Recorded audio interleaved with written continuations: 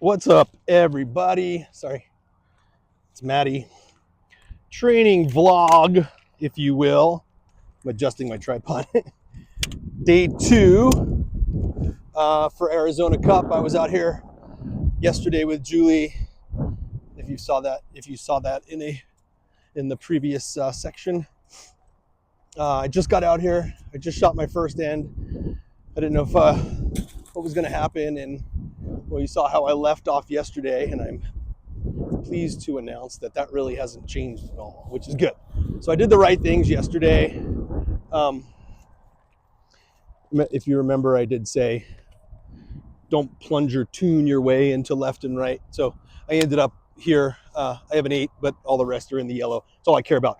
Right now, the way the setup is, I will keep it. I'm not going to make any changes. I do have a bare shaft with me today that I will do a little bare shaft check. I can see my arrow flight. That doesn't really tell you anything, but I'll bare shaft as well today. I do have a wind today, unlike yesterday. I have a little bit of a breeze pushing left, but I'm happy with this. I feel like I've found that, well, what I think is close to that crawl. This is good enough for me to just continue to work with. Like I said, if I have to shoot this bow for Arizona Cup, I'm totally fine with that. This will suffice. I will still, however, if I have plenty of warm days, which I don't know that I will or won't have, I will set up my GMX, my 25 GMX with longs and probably 40 pound longs, and see how that goes. And ideally, I'd like to have 2 bows to work with as I'm getting ready. If one outperforms the other, then I'll just shoot that bow. But it's beautiful out, 73 degrees. There's only one other car. Oh, there's another one coming in right now, but only one other person out here at the moment. But I'll put the camera on me shooting. I feel much more comfortable today shooting than I did yesterday. I just didn't feel, I don't know, I haven't shot outside in a while, so it just didn't feel comfortable. It just felt kind of alien, I guess, if you will. So, because we've been inside for months at this point, 7 months. So yeah, the last thing I did was we went to Texas for Outdoor Target Nationals in August. So yesterday was my first day back. Today's my second day, 2 in a row, which is awesome. I think I'm going to have like 3 or 4 good days this week, and then it's going to get crappy at the end of the week. So I'm just going to take advantage of what I have going on right now with weather, get this bow set up and tuned, do my shooting, and hopefully, like I said, if I have more good weather, I'll set up the other bow. So I'll shoot another end, and then yeah, we'll film that and see how it goes.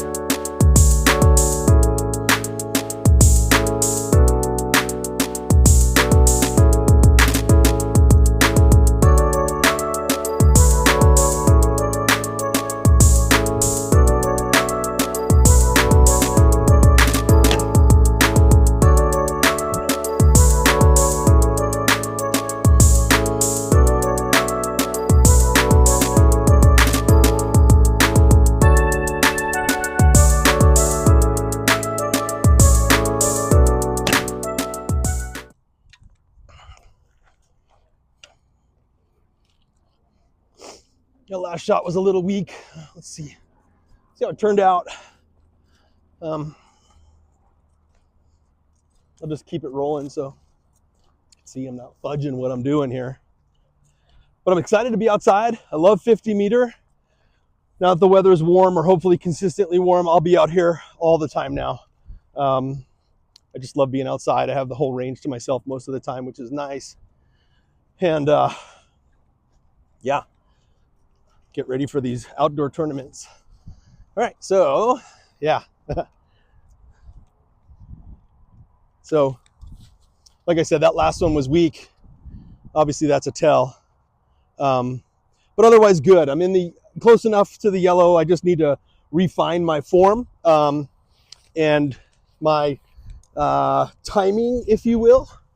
And sorry if I'm yelling. I forgot I have a mic on. I'm usually used to not having a mic and yelling at the camera, so I'll kind of tone it down. Anyway, so love being outside and spend this time. And like I said, just refine my form and get ready for outdoor. Can't wait to see everybody. And I'm not going to keep this rolling. I'll shoot and I don't know. I'll come back on before I leave. Just practice. No need to film this all. No one really cares. No one's going to watch this anyway. So, or maybe some of you will. And then hopefully we'll get Julie out here sooner again and help those of you who are beginners or women who have similar struggles to Julie, get you guys sorted out so you can have a good time outside. All right, I'm going to continue shooting. We'll see you guys in a bit. So I just remembered something. Yesterday I left you guys with a teaser or a cliffhanger telling you I did change something with my form. And I want to share that with you and why. So if you know me, if you follow me or talk to me or know me or I've coached you or whatever, you'll know that I find string blur extremely important, especially at long distance. And all of the time, I take my string blur and I look over the string. I look over the string, so it kind of looks like this, over it, and then align string, arrow, riser, and I sandwich them together. And what has happened to me in the past, when I go to tournaments outside, because of the way we shoot and where the sun is often, if not always, to my front. So it's over here, right? So shooting this way, the sun is at our front.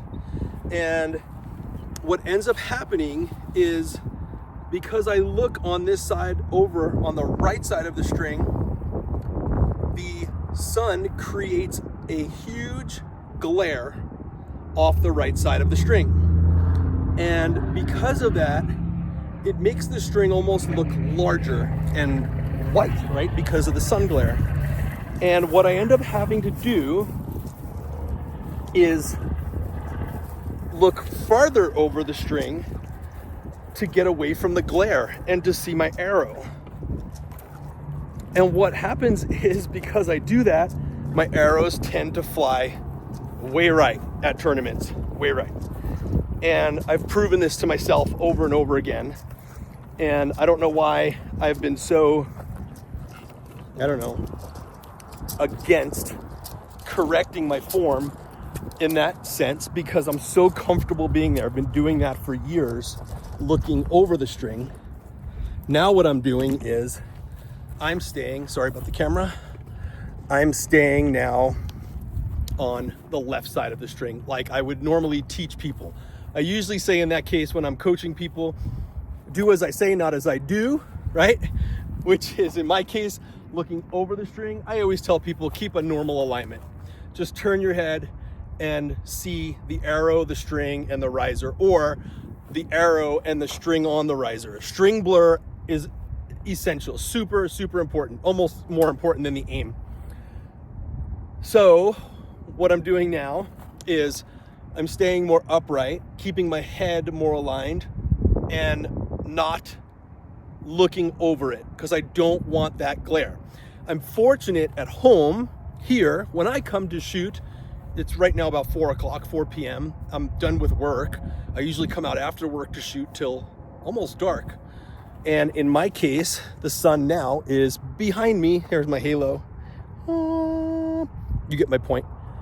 Whereas this is south, and the sun at tournaments is typically east to west, right? It does go east to west here as well. Duh. It goes east to west everywhere.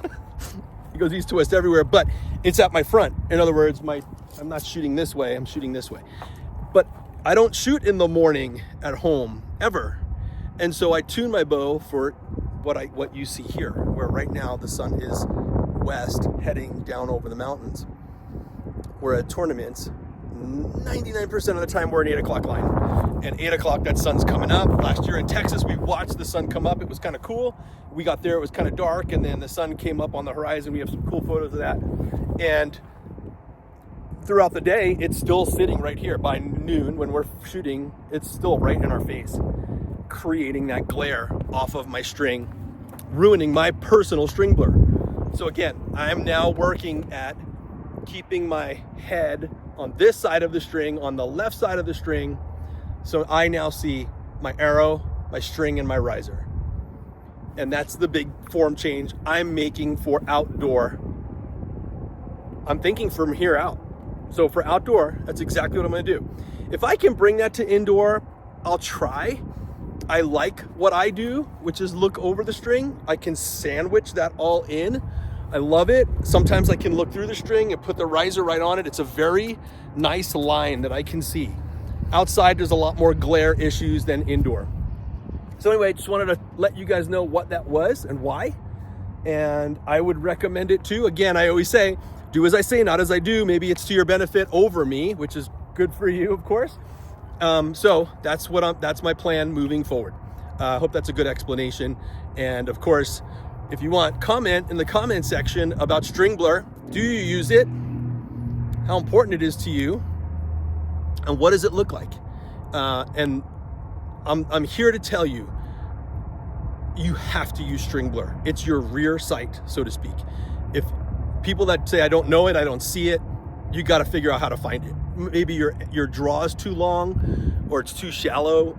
You got to be in just that right spot. You have to use that string blur. Compound shooters, use a peep sight. There's a hole in their string. You get the idea, there's a peep sight in there, so they can look through the string at their scope. And that is the same size as the diameter visually of their scope aperture, so they can see it just lines perfectly up. You don't want it to be too big or too small, because then you're moving around in the rear. You want it to be nice and tight through that groove. Anyway, I know, long-winded, but you know how I am. Sorry. Okay, I'm gonna cut, and I'll probably end it here. So remember, guys, always make it look good. Oh, we're gonna talk about make it look good soon and what that means. But I hope you're all well, and make it look good, and we'll talk to you soon. Peace.